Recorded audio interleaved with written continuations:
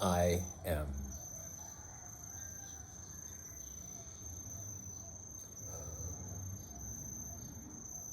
These discourses went in a certain direction and I had to change it. I was doing them every day, and by doing them every day I was putting myself under a pressure, and they're not supposed to be a pressurized thing. They're a kind of relaxing, I get to talk and I get to talk, and I'm not being the listener. As I've spoken about many times, I'm not the listener to all the other people, but I get to say stuff. And doing it every day was too much, so I'm trying to work on having it be 3 times a week. And maybe that's too much too, I'm just not sure. It's a work in progress, and who knows what it is supposed to be. So here I am. I've been watching a bird tip over the pie pan of the offering that the mother of our host puts up around the property every day. I find it humorous, and I'm very engaged by the offering process. Mostly seeing the offerings has taught me that I do offerings, sonic offerings. So there's a similarity and I feel it.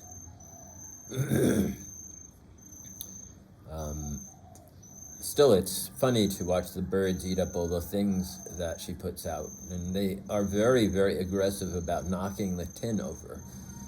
They don't eat very precisely and sweetly. They wag their head back and forth, and here one is in the tin right now and plucking out seeds, and is about to knock the tin over for sure. And when the tin is knocked over, then the little girl, Mimi, has a reaction. She starts barking. She doesn't understand the sound. But also there are the snails who eat the offering. They really like some of the things in the offering, and the lizards come and eat the offering. And the offering is a very wonderful bird feeder and lizard feeder and snail feeder and perhaps other animals. The cats don't seem to go for anything in there. But there's also something in the offering that is a little bit problematic for us, because if Mimi finds it, then she can choke on it, and that is these packaged candies. And they're very bad for her.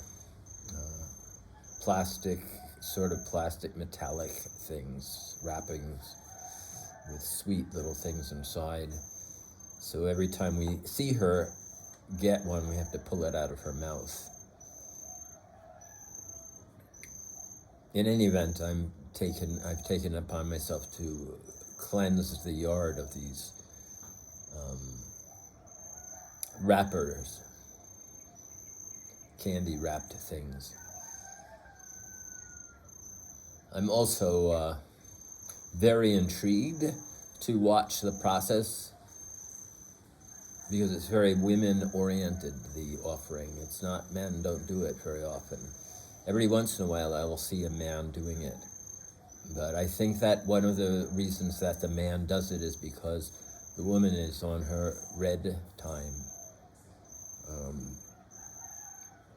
But the process is very intriguing, because in prayformance I am very, very focused and very engaged in my process, very engaged in my oils, in my anointing myself, in my stillness, in cleansing the sound with the spirit catcher, in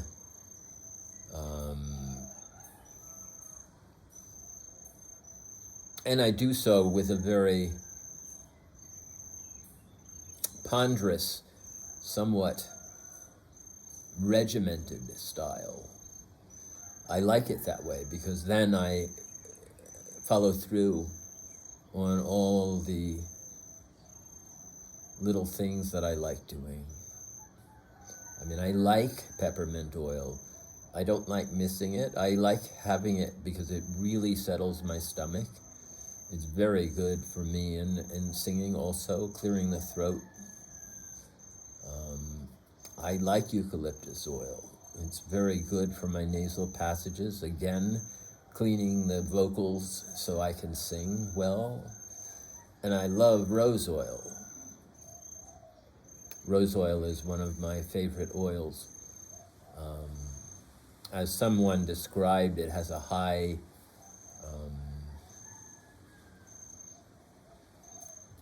I'm not remembering this word. So stupid. It's a very high oil. And these three oils for me are the basis of my prayformance, giving me much energy and help in my singing and performance. But also the incense. There are special incenses that don't have as much obnoxious smoke. The smoke is not choking, and that is what I like the best. I'm not anti-smoke. I'm not completely anti-smoke, but I am anti-choking smoke. Sometimes someone who is smoking a cigarette near me, that can be choking, and I can't tolerate it very well. I either move away or I ask them to stop, but mostly I try to avoid environments where people are smoking.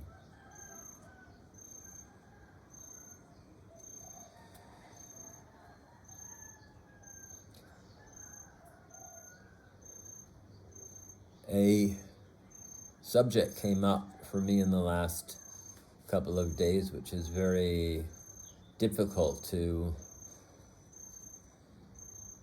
have a dialectic about, because it's a very vague word. It's not a word that is easily pinnable. It's more of a word that has very bad connotations, as well as maybe it's all right, or it's really difficult. It's a difficult word. And that word is cult. Cult. When I was young, and I was in my 20s, very impressionable, very distrustful and impressionable at the same time, there were a bunch of cults that were active, very, very active. It was because of certain negative experiences of cults that cults broke down from a certain type of presentation. But at the time when I was in my 20s, the Munis, the Rajneeshas, the Hare Krishnas, the Oshos, these were very, very big cults at that time.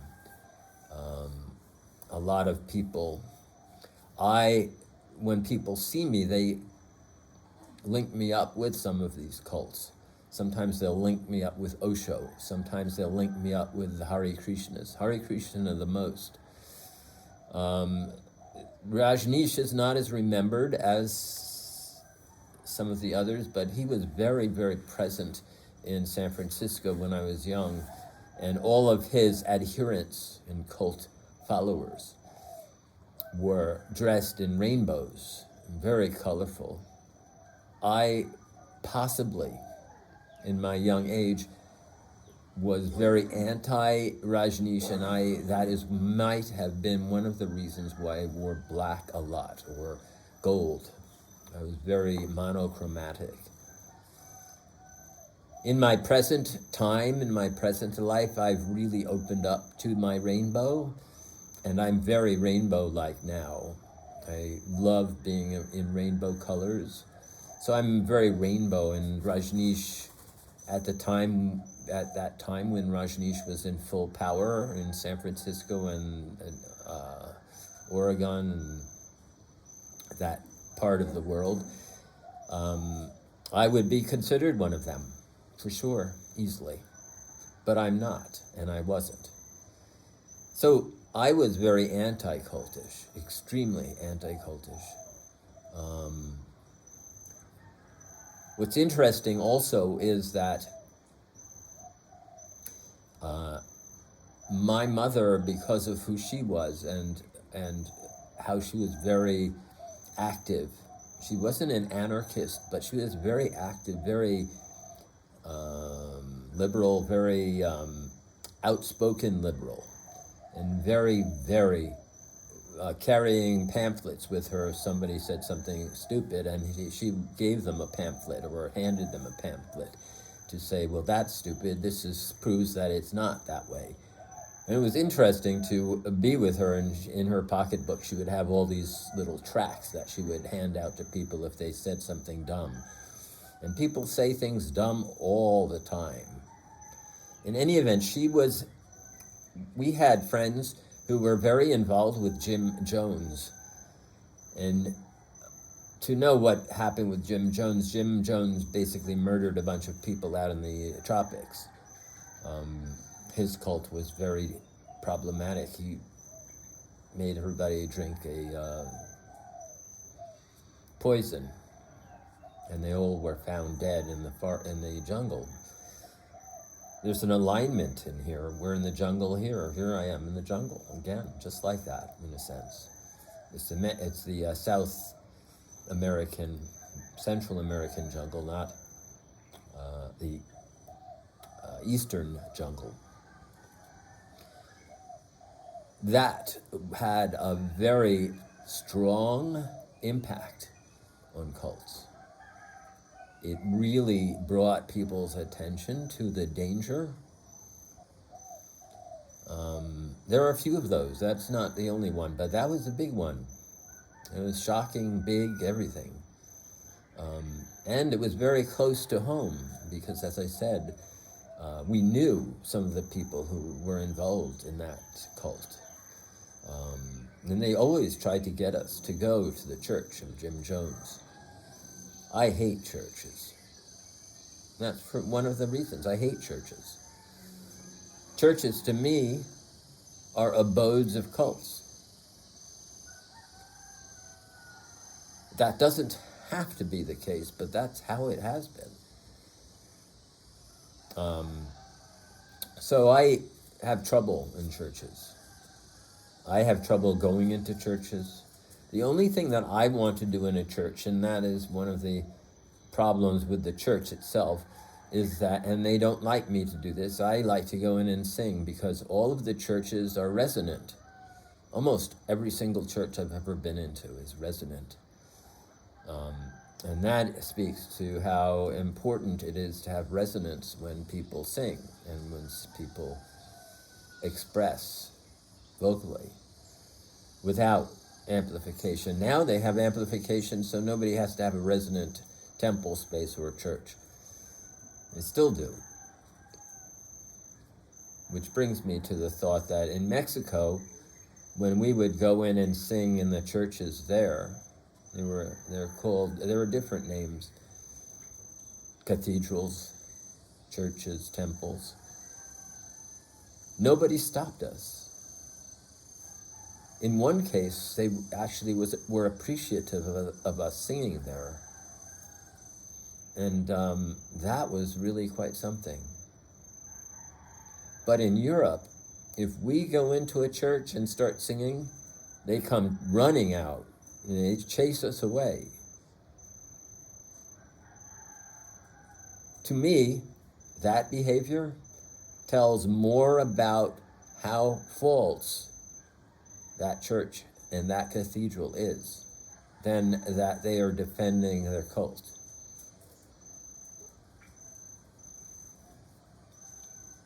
Because the vocal, and I'll speak only of the sweetie, the vocal crystalline in-tune impact of her voice is more than just average.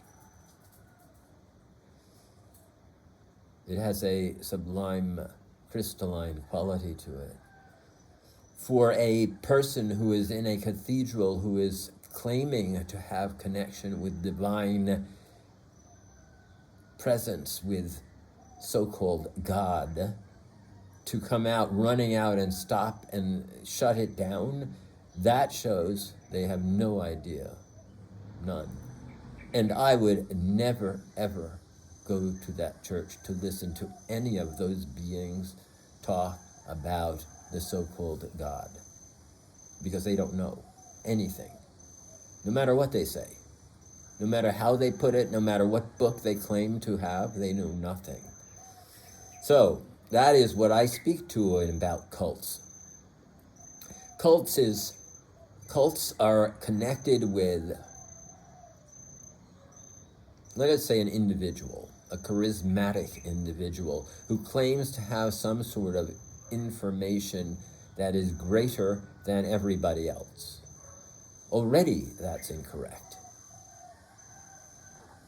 It's a claim, and the claim is charismatic, and other people in their doubts go to them and start slavishly crawling up to their feet and saying, "Oh, Jim Jones, yeah, you're saying it, yeah, oh, let me kill myself for you, or because you're telling me the truth. Yes, it's time. Let me drink that glass of poison." That's cult. And religions are cults. They're all based on lies. And there is somebody, or there is something, there is some organization who has established itself falsely to say that they know the truth. The Vatican, for instance, one of the most corrupt organizations in the world, claims this too. They put out popes, they put out priests, and they're all leaders of cults. And they're hiding information in order to maintain their cult, in order to maintain their power, because they have a lot of power. But that's not the only type of cult. And that's where things get complicated.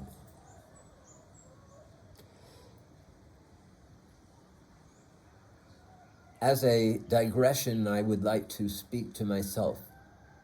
There have been people who have talked to me that I could lead a cult, that I could easily be the leader of a cult.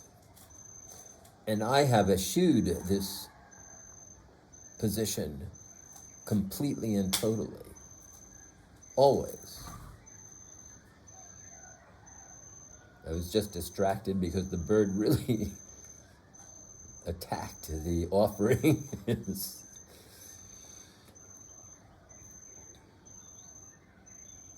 I have eschewed being a cult leader because that's false. My whole truth is I am, and that has nothing to do with cult leading. That has to do with supporting everyone in being. Everyone. And because of that, I am no leader of that. And yet I do lead. And because I eschew being a leader of a cult, I can lead without corrupting others, without pushing others to do it the way I do it. I only speak to people in the realm of personal experience. Even giving advice is difficult for me. I will not take up the behavior of saying, you should do it this way. this is the way I did it. You should do it this way. Because that is not necessarily true. The synchronicity of things, the talents of another, the perspective of another can cause them to have a different relationship with the activity, event, decision than I. I do not exhort people to go out into the street and sing and dance and play the way I do. I don't say that. I have great joy in doing it, though. I have extreme connection with people in doing so. I have much hatred come my way in doing so. And I have hatred come my way because of the power and the intensity of my expression. Thus, they probably think of me as a cult leader, as somebody part of a cult, as somebody who's using drugs, which leads me to that place.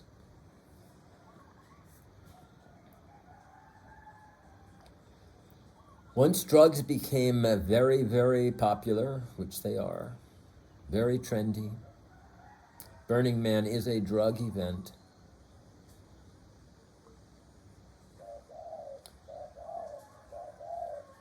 I pause because I feel like I need to speak of drugs in a different way than I am.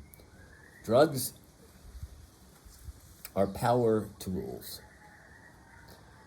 The tribal peoples, those peoples in the Americas, always referred to them as power tools because they access power.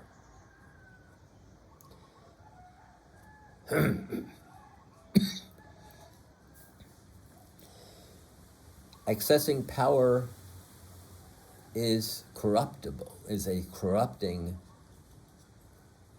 thing, because it can give one the sense of power. We have seen people corrupted by power all over the place. They always are corrupted by power. This is one of the things about cults, because people who are in charge of cults are corrupted by power. That's what happens. Is it possible to lead a cult without being corrupted by power? For the leader of that cult to not be corrupted by power? I don't think so. I really don't.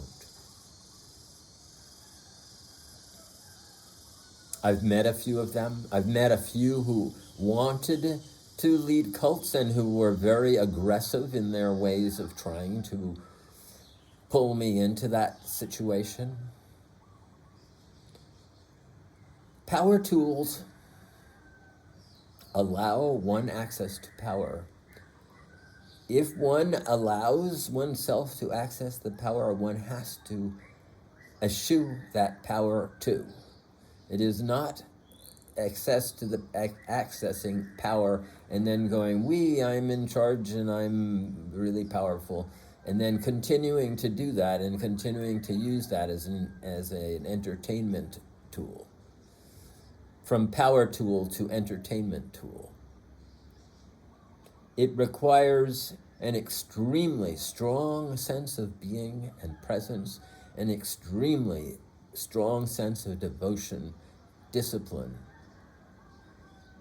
It is not the type of thing to use and become entertained by. It is something to respect and to honor in a way that is much greater than being entertained by it. However, as the cults of the past diminished because of Jim Jones and the other very dangerous Moonies, the very dangerous cults that disbanded and should have disbanded, the cults had to return in some way or other. And the way they have returned is that they have returned in the realm of power tools and what is also called drugs. So that when the band called Grateful Dead became popular and their music became connected to LSD, it became a cult.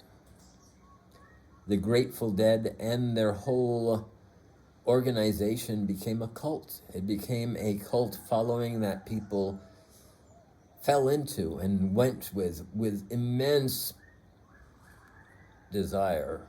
And I have been very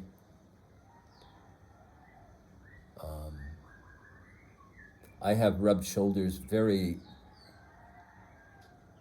largely with that cult. I have been living in the house of that environment. I have been friends with one of the very strong cult leaders. I'm very friends of one of the proselytizers of the cult. And it's very interesting to be and to have been friends and not have fallen into that cult, because there was attempts to pull me in very strongly to it. And in fact, had I fallen into that cult, my work would have been a lot more famous. I would have been a lot more popular. I would have made a lot more money. I would have had a lot more fans. But I would have to say that I'm very much a proponent of all these power tools as a way of entertaining. I would have had to link up our music with those power tools. I would have suggested or even pressured people around who are experiencing my music to use these power tools while they experienced my music to get the full effect. And they would have. They would have been entrained to my music and that power tool, so that that power tool and my music would be linked, as Grateful Dead is linked to LSD. I don't like the Grateful Dead's music. And I don't think I can like the Grateful Dead's music unless I'm using LSD and listening to that music. In any event, what has occurred is because of all of these power tools that have become so popular. Castaneda making a big series of books about peyote use. All of these power tools have become in full use in the world of creativity, arts, so that now there are a lot of art cults around the use of LSD and psychedelics. Another one that I was very close to in Alex Gray and his art. And I love Alex Gray and his art, but I had to separate myself because it's a cult of psychedelics.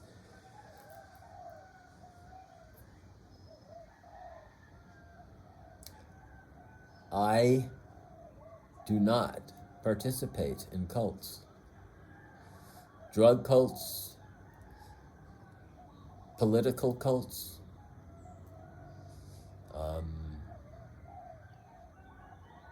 religious cults. I express myself from the core center of I am and my consciousness. I have used power tools, and I have used the power that the tool afforded me without becoming a slave of its power.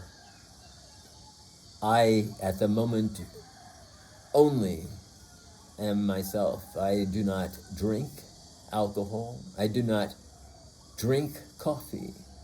I do not use marijuana. I do not use LSD. I do not use any of the psychedelics. I do not use anything of that nature anymore. Do I say, no, I believe that you shouldn't use it? No, that's not what I'm saying.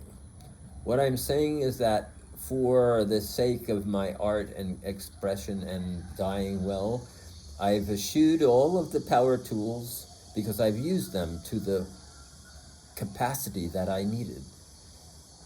I used them for the full power that I needed to gain without becoming corrupted by the power, so that I can and am fully empowered in the I am, and in the absolute truth of dying well, in living a fully moral life free of cults of any sort.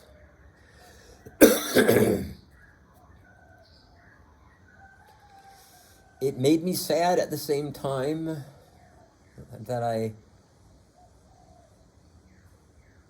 this feeling about cults, and I'm not even complete with talking about cults. It's a very difficult subject because everything is a cult. Everything around me is a cult.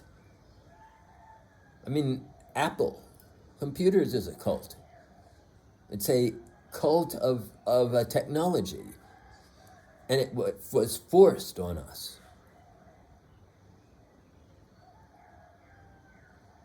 The phone is a cult. It's a cult. All the phone use is a cult, and everybody is connected that way. It doesn't have to be that way. It doesn't have to be that way. But it is. And there is a cult leader, a very powerful being in charge of it all.